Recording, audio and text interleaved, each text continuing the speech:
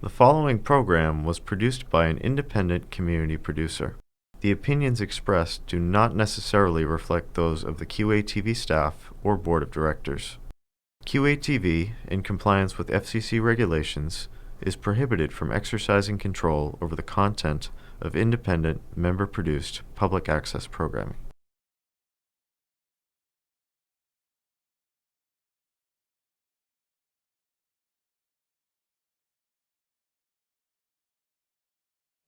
Hi, I'm Kathy Hogan. This is Dave Jacobs. And this is Gateway to Science, Sports and Games. And this is an instructional video that we have designed for the South Shore Science Festival. And it's the part that I'm involved with is, as I said, Gateway to Science, Sports and Games. And it also gets into the science of sound and the science of light and science and stories. These are activities that we do at the Science Festival, and what we're going to do is show you how to use them. We're going to tell you first what the principles are that you're going to learn through these items, and then we'll demonstrate them later. All right, well, let's continue where we left off. So we just finished up vibration and sound waves, and now we're moving on to gravity and energy using it in inclined plane and buoyancy. Okay. So over here, we have in this container a ball, a very bouncy ball. This is a speed ball. I thought, yeah, it was something like that. Sky ball. Sky ball, yeah. I really like it. It's lost a little air though. I think it has, yeah. Doesn't bounce as high as it used to. I used to have a student who loved to squeeze them. Play with this. Oh, really? Yeah. Oh, and we have besides the ball, we have a couple of stuffed animals, and you can learn about energy and gravity through these toys. And so why don't you start? You're going to get ready to throw me this ball. Okay, so what do we call that? Potential energy? Potential energy. So okay. This is potential. Right. And then what happens when I release the ball? It becomes kinetic energy. Kinetic energy. Motion. Right. And what happened after that energy wore away? What brought it down? Gravity. Gravity. This is a real important concept to learn about, and it's so much a part of everything that we do, and we take it for granted. That's the thing, we understand this, but we take a lot of it for granted. So, one more time. There we go. Nice. Good catcher. Yes. And So potential. Kinetic. Kinetic. Potential. Kinetic. Let's do it with these little animals here. This bunny was holding a basketball. It's like Bugs Bunny from Space Jam. He does. There we go. Potential. Flying through the air. You know where I got the idea of using stuffed animals for this is in Curious George Goes to the Aquarium. This is something else I'm into, is finding science and stories and doing activities that can help you to learn about a science that you identify in the story.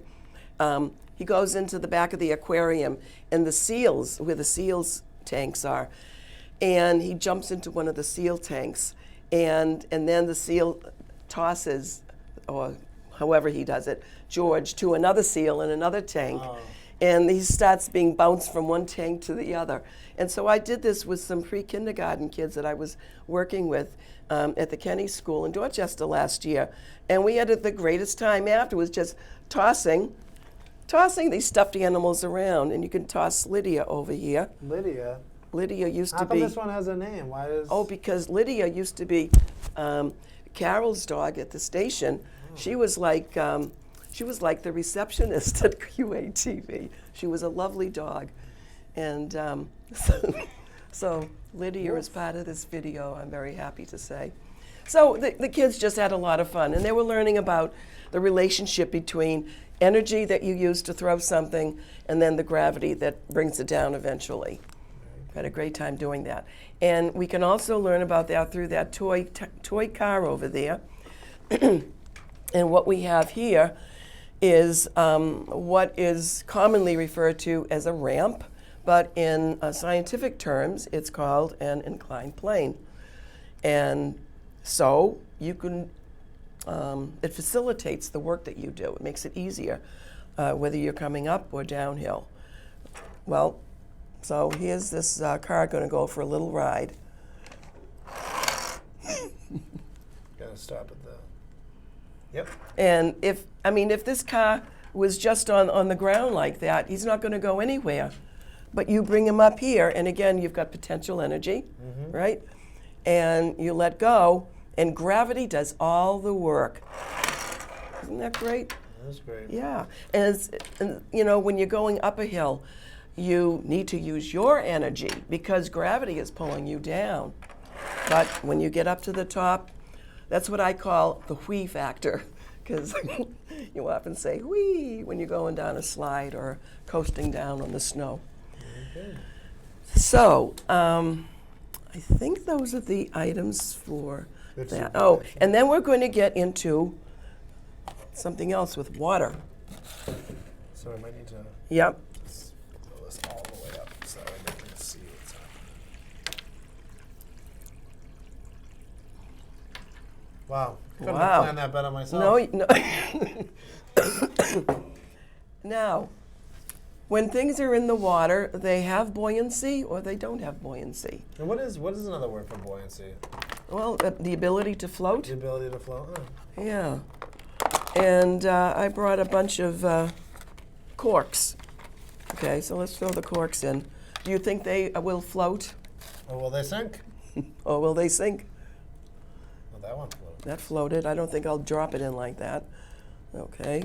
Okay. So the corks float? Yeah, what makes them float? I don't know. Could it be the air spaces in them? Could be. I bet it could be. Well, there must be airspace in this. There is. All right. But let's see, what else? Yeah, the magnet.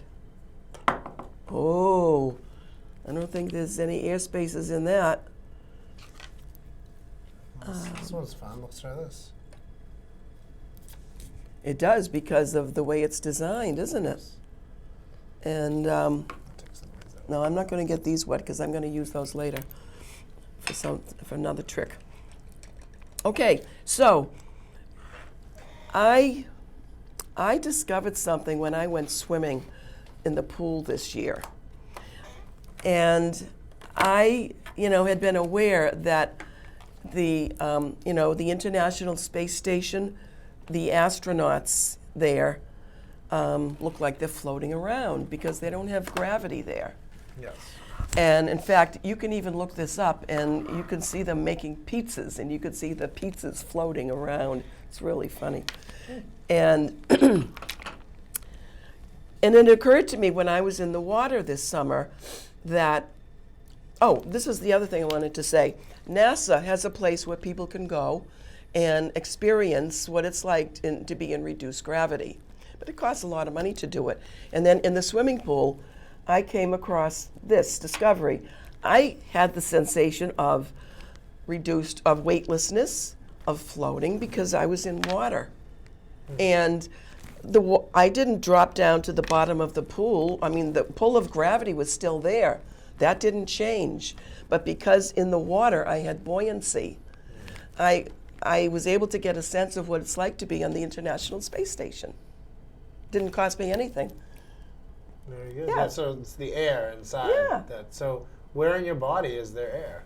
Well, in your lungs. Oh, in your lungs. And there are a lot of other air spaces in your body that you're probably not even aware of. And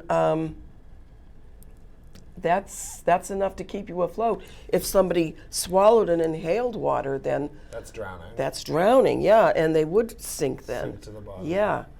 So keep that in mind when the next time you go swimming.